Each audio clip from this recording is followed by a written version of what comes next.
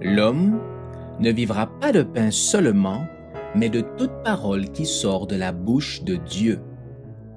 Voici votre moment de méditation quotidienne. Pour mieux connaître Jésus-Christ.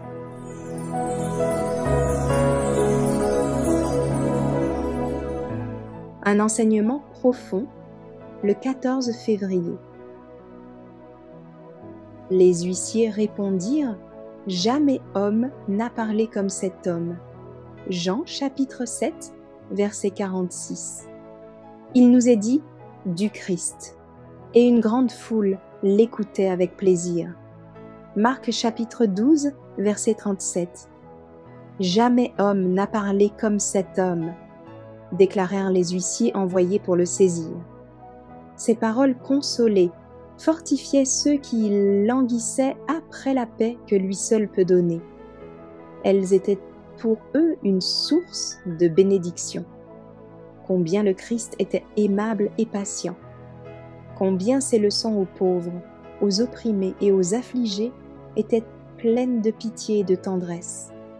Ces illustrations, prises dans la vie quotidienne, étaient d'une profondeur merveilleuse. Les oiseaux du ciel, les lys des champs, la semence, le berger et ses brebis. C'est avec ces exemples que le Christ illustrait la vérité immortelle. Quand plus tard, ses auditeurs voyaient ces scènes de la nature, ils se rappelaient les paroles de Jésus.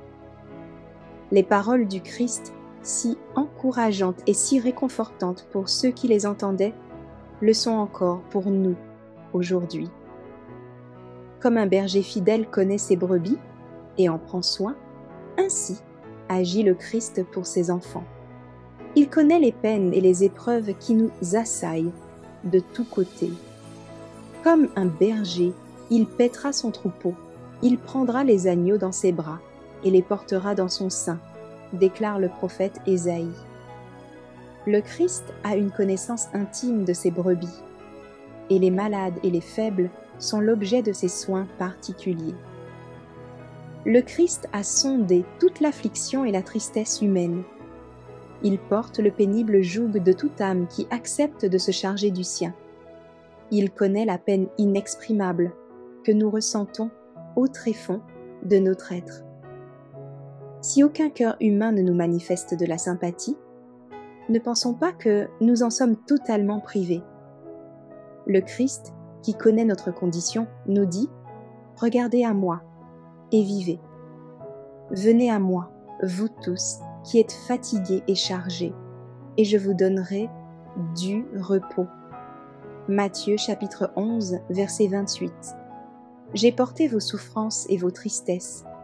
Vous avez la sympathie la plus profonde dans l'amour tendre et miséricordieux de votre berger. Son humanité n'est pas perdue, noyée dans sa toute-puissance. Il est toujours prêt à répandre sa sympathie et son amour sur ceux qu'il a choisis et qui répondront à son appel.